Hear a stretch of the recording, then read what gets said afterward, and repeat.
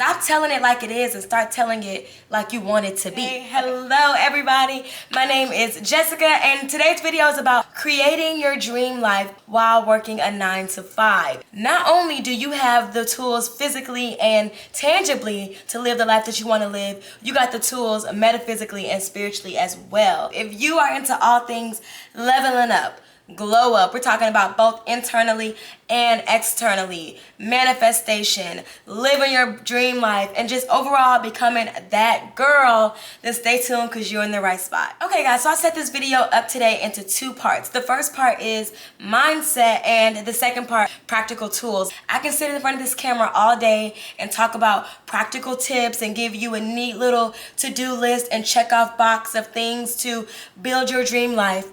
But if you don't genuinely believe that it's possible for your dream life to happen to you, not only just to happen, but to happen to you specifically, then it will never happen. Number one, heal your self-worth. People that actually go for their dreams and that do what it takes to reach those dreams, because it's not easy, right? Those people actually believe in their mind that they are worth it, that the things that they desire, they deserve. Number two, discovering your why. It's time to start really getting serious about your wants versus your needs. So let me give you some examples of what's a want versus a need. So for me, some things that I want is I want slower mornings, right? I don't like rushing in the morning.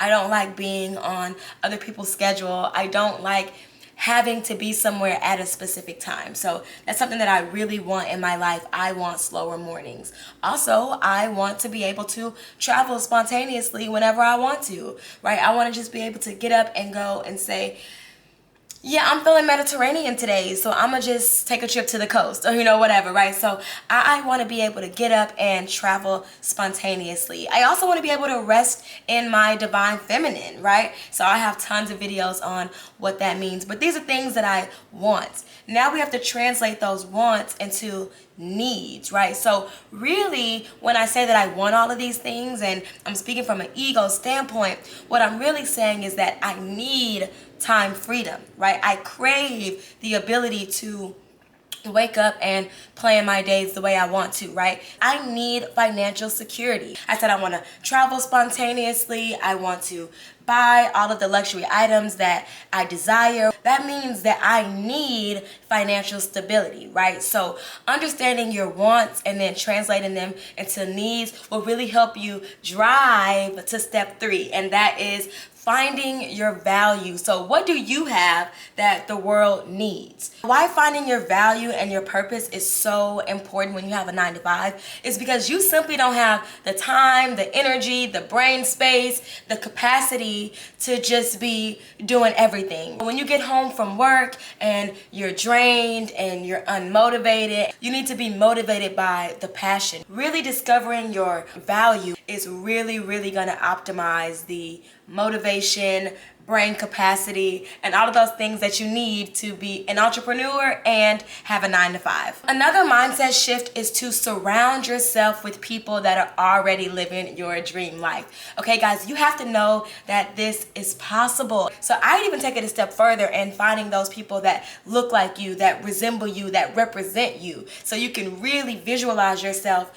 in the role of being whoever it is that you want to be. But it's important. You want to quit your job and become an entrepreneur? Then you don't need to be surrounding yourself with people that enjoy working 9-to-5s, right? Now, I'm not saying that there's anything wrong with these people, but that mindset might rub off on you. I remember when I was a server and, all people really wanted to do was to work up the ranks and become management or, in corporate, right? And when you surround yourself around those type of people, then you get caught up in, the rat race and in that type of mentality. Instead, surround yourself with those people that have a similar mentality to your own, those people that want more than what their 9-to-5 is offering. And if you live like in a small town or in a secluded space where it's not possible to surround yourself with those people that have done it before, then watch what you consume, right? Only consume content from people that are doing the things that you want to do, okay? So if you can't get it in your actual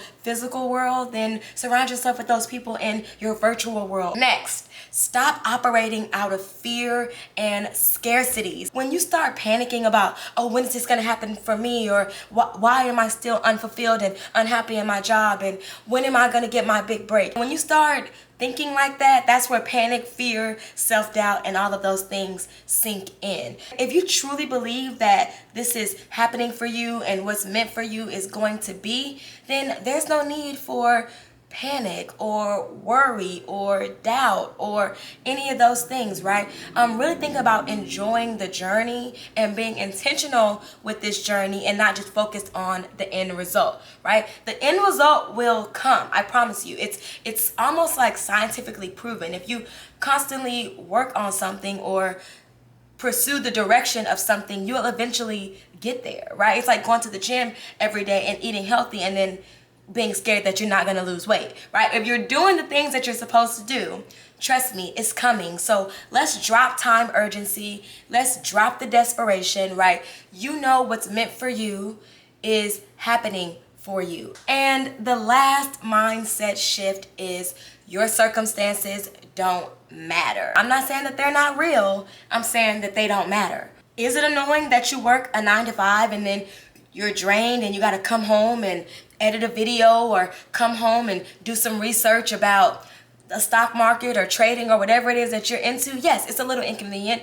and I get that, but focusing on the things in your life that you don't like or the negative things or the things that are unfulfilling in your life, that's not gonna attract the things that you actually want, right? It's like the law of attraction. Like attracts like. So if you're constantly sowing seeds of negativity and unfulfillment and why your life is not the way that you envision it to be, then your subconscious mind is going to find a way to keep you in that position. Instead, right, use your circumstances to your advantage. Maybe you don't like being a teacher, but some aspects of lesson planning and organization can be really useful in business management or whatever it is that you're trying to do. So use the resources that you have right now, today, in your 9 to 5 to become the person that you want to be. All right, so now that we got all of those mindset shifts out of the way, let's actually talk about some practical tips that you can start using today to start curating and building your dream life while still working a 9 to 5. Number 1, shift your identity. Are you a teacher or are you a content creator that so happens to teach, right? It's really important to start aligning yourself with the identity of who you want to become. Stop telling it like it is and start telling it like you want it to be. Okay, that's actually the formula, and that's the formula for manifestation and, you know, building your dream life. Stop telling it like it is and start telling it the way that you want it to be. And, you know, I get it. With these jobs, they try to, you know, get you in with like this loyalty agenda, this loyalty mindset.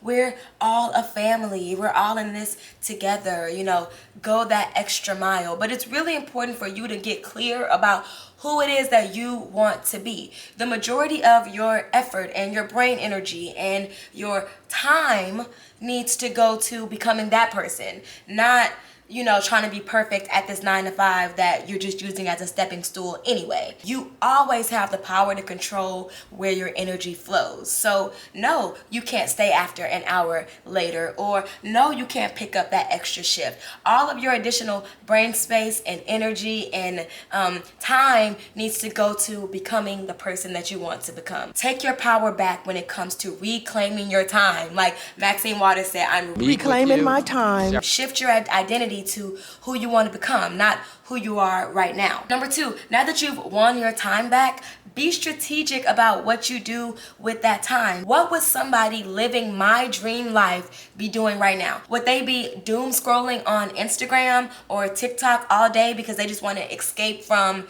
this mundane life that they're living? Or would they be researching things that's gonna bridge the gap between who they are and who they want to be? And I'm pretty sure they're gonna be doing the latter. One of the best ways in being strategic about your time is doing a time survey. And by that I mean like really taking an inventory of what you're using your time doing. I remember when I used to say like, oh, you know, I don't want to work this 9 to 5 anymore and I want to be a content creator, but literally I have no time. When I get off of work, I'm so tired, I'm so drained, and I just don't have the motivation or the energy to do anything else. But I spent 3 hours scrolling on Instagram watching everybody else live their dream life, when I can be the one, instead of consuming that content, creating that content. The next tip that goes along with being strategic and intentional about your time is eliminating the fluff. What is the most important thing that I can be doing that's gonna get me to my goal? Okay, so again, we'll use myself. I want to be a content creator. So what's the most important thing that I should be doing? And that is creating content, right? Recording the dang videos or TikToks or Reels or whatever it is that I need to be doing. Okay, it's easy to get caught up in you know, branding and banners and descriptions and thumbnails and hashtags and SEO and all of these things that, yes, they are very important when it comes to becoming a content creator, but we're trying to get the most bang out of our buck here, right? We already have a 9 to 5 that for a lot of us, we don't want, or at least if you're watching this video, you are craving something more. And so we kind of get a decision fatigue, right? We get depleted by the time that we're home. So it's important to get the most bang out of your buck. What can you do right now that's the most impactful? Next, be consistent. Now, I know that you guys are so tired of hearing this. This is like the tried and true cliche. Be consistent, be consistent, be consistent. And the reason it's a cliche is because it's true. Guys, be consistent. But I want to take this a little bit further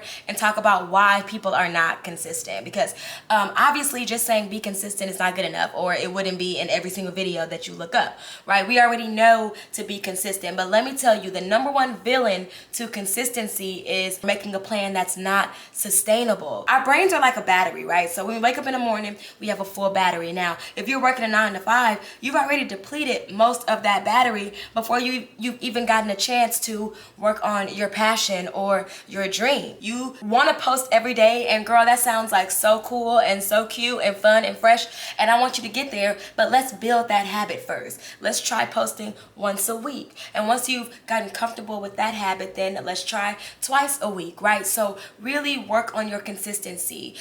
James Clear wrote a book, Atomic Habits. One of the gems, of the many gems that are in that book, is he talked about, you say that you want to work out for an hour a day, and that's great, but right now you're working out 0 minutes a day. So going from 0 to an hour is kind of difficult, and though you may be pseudo consistent for a week or 2 weeks, eventually you're going to get burnt out, and that's not sustainable. So what he suggests is instead giving yourself like time batches. So I'm going to work out for 5 minutes, you know, for the next 2 weeks, and even when you feel like you can do more, stick to that 5 minutes, have discipline. And what that does is it builds confidence in that habit, right? So now you went from someone who wasn't working out at all to someone who works out daily. Now it's not an hour a day, but it's daily, right? And that's all that matters. When you build that confidence, then consistency comes. So that's a little tidbit, a little gem there.